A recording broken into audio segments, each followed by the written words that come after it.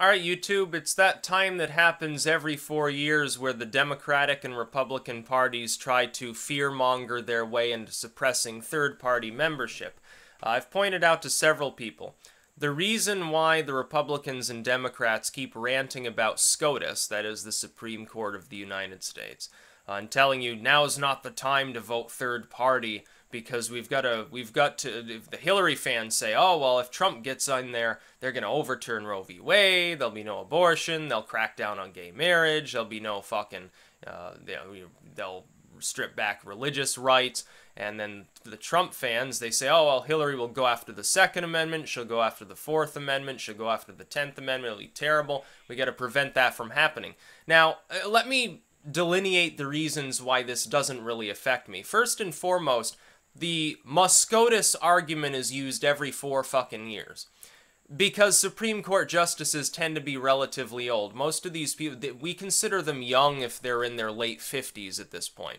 So, most of the people on the Supreme Court, yeah, they're old. They kick the bucket occasionally. Sometimes they even retire, although it's fairly uncommon that that happens. The fact is that this will be used continuously by the two parties every 4 years for the rest of time. But the problem is, the reason why the two parties are so scary to people, the reason why people who lean slightly left look at the Republicans, see them as terrifying, Republicans, they lean slightly to the right, they see the Democrats as terrifying, is because, specifically, those two parties have been in power, strangulating the nation for so long, that they've grown more and more corrupt, more and more inept, and more unaccountable, specifically because they don't feel challenged by smaller parties. And so they don't have anything to worry about. They're actually, for the first time, they're substantially worried about the rise of third parties. I don't think Trump or Clinton are really worried right now about the possibility of Gary Johnson becoming the next president of the United States. But they probably are worried that if he gets into the debates, that next election cycle the Libertarian Party will have become a major party, and they'll have to contend with somebody who might be a little bit more of an idealist, that will out-debate them, somebody who's talented at speaking, and they'll be fucked by default because no amount of fundraising will stop them. That's their real worry. That's why they tell us every 4 years, now's not the time for a third party. We've got to stop either evil orange Hitler or crooked Hillary. Well, I disagree. Number one, in order to appoint somebody to the Supreme Court, the president would need the consent of the legislature. As far as the Trump fans go, why would you be worried about this then if Hillary gets in there? The legislature is controlled by Republicans. That's not going to change. The Senate may flip. That's possible. The Senate could flip. I don't think it's likely. I think the Republicans will still have an extra seat or two. The House, do you honestly think the Democrats are going to be able to have a net gain of 30 seats in the House? I don't think so. It would be the landslide of all legislative landslides. I don't think it's going to happen. I don't even think they'd be able to make it up, even if they won handily now in terms of House seats, and in the midterms, which is unlikely. Republicans tend to hold, at least hold even during midterms as far as the House goes. I don't think that she's going to be able to stack the legislature with people within her party. Also, the two-party system is a little screwy right now anyway. You have top Republicans attacking Trump and endorsing Clinton. You have far-left Democrats leaving the Democratic Party, backing third-party candidates. You have libertarians that don't like Gary Johnson being in support of the TPP voting for Trump. You have former Greens that are trying to be pragmatic because they're terrified of Trump and voting for Hillary. It's all sorts of messed up. The lines have been blurred because the two parties, a lot of times, people assume that the nation is being split apart along partisan lines. I disagree. The people are being split apart. But the parties are basically merging together. The Republican core, the Bushes and Romneys, are now identical to people like Hillary Clinton. You have a growing discontent as a result, and you have populists a la Trump splitting off of the core of the Republicans, trying to drag it in their direction away from the Democrats. You have Sanders and Warren, sort of the progressive and socialist movements on the left, trying to drag the Democratic Party to the left away from the Republicans. And what you get is a schism. Now, the libertarian ticket, some libertarians have pointed out, Johnson's views except on the drug war and firearms and a few other issues, are really more moderate centrist views than they are even libertarian views. But the reason why he seems sane right now is because the parties are now being dragged by their respective nominees or by outside parties further to the left and right. It's causing literally a third movement, a moderate movement that's actually centrism, more American nationalism, you could say, to grow in its wake as people in the center get disenfranchised. You see, again, Hillary Clinton and her media groups, like Being Liberal, they count it as some great success that Jeb Bush is attacking the Republican nominee and kind of seems to like Hillary. They look at it as a good thing that the Reaganite Republicans, some of them, have jumped aboard the Hillary campaign. I'd say it's the worst thing for Hillary to have happen to her, because it just proves in the minds of all those Sanders fans that actually, yeah, she's just a corporate and bank-backed shill. But as far as the Supreme Court goes, or the argument of, oh, this isn't the year to vote third party, let us remember one fundamental fact. We are not in a direct democracy when it comes to our elections. We have a state-based electoral college system. That is, if you're in a state that Hillary Clinton is 20, 30 points ahead in, or a state where Trump is 20, 30 points ahead in, you have a state like Vermont or California, or a state like Wyoming or Montana. Your vote fundamentally in the long term really doesn't matter, because it's not directly being counted for anything. That's why I've suggested to people, if you live in a competitive state where a small number of votes could swing the entire electoral load, I've encouraged them to vote for Trump pragmatically as the lesser of two evils. If they're in a non-competitive state, like I'm in, it doesn't matter. Trump will not win the state of Vermont. And if it looked for a second like there was a chance he was going to win the state of Vermont, the election would have turned so heavily against Hillary Clinton that the state's electoral load wouldn't matter, because he'd probably be leading by 150 electoral points. So my vote here only matters insofar as it's another vote counted for a party that's trying to, next election cycle, gain major party status, get access to all of the benefits of the two main parties, get access to the debates and so forth. Now, Johnson is within striking distance, according to some polls, of getting into the debates. If he does, it will be chaos. If Gary Johnson manages to get into the debates, then my electoral predictions are probably wrong. It will no longer be possible to tell, because we haven't had a three-way race in what was the last time? I think it was with in the Goldwater years. I think it was Hubert Humphrey or something like that. And before that, Theodore Roosevelt, who managed to crush a mainstream candidate on the Bull Moose platform and did fairly well, and also ruined the election for Taft. I don't like Taft, as you can tell. He should have stepped aside and let Theodore Roosevelt take the reins for a second term. This country's metrics would be totally different, and things would probably be a lot better. Teddy Roosevelt was a good man. Best Republican who ever held the office of the presidency. Yeah, I mean, who's fucking worried about SCOTUS?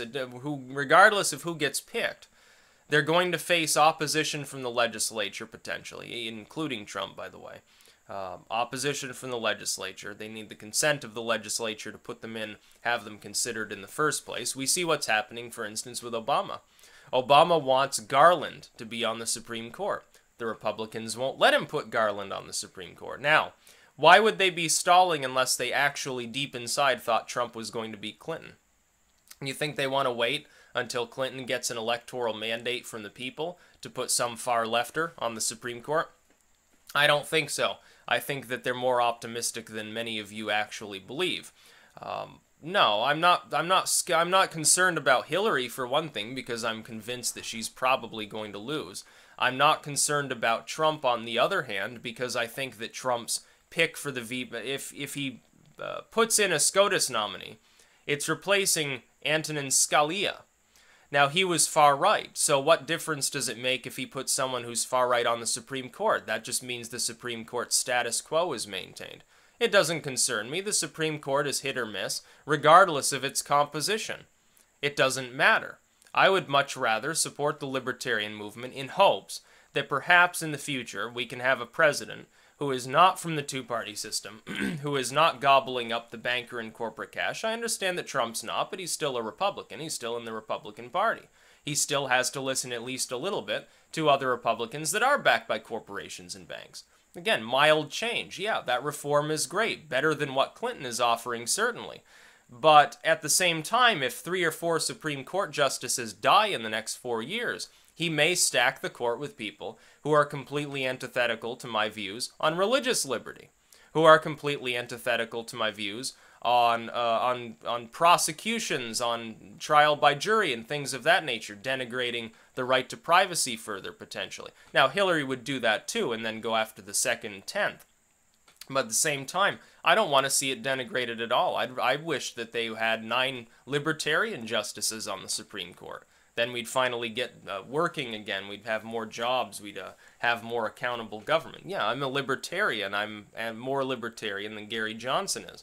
I think that he's the proper standard bearer, having been politically experienced as a governor, being fairly well-spoken, not extremely well-spoken, better than Hillary. He's somewhere between Hillary and Trump when it comes to speaking skills.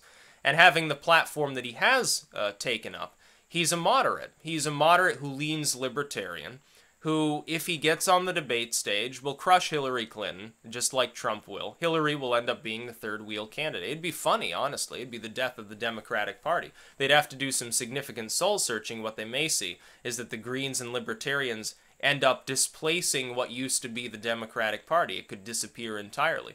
Best thing for the country, really. It would be nice to have a populist party, a libertarian centrist party, and an actual liberal party, instead of having what we have now, which is essentially a neocon party, which is authoritarian and pro-globalism, and a neoliberal party, which is authoritarian and pro-globalism. Both the parties are for war. In all cases, they're extremely war-friendly.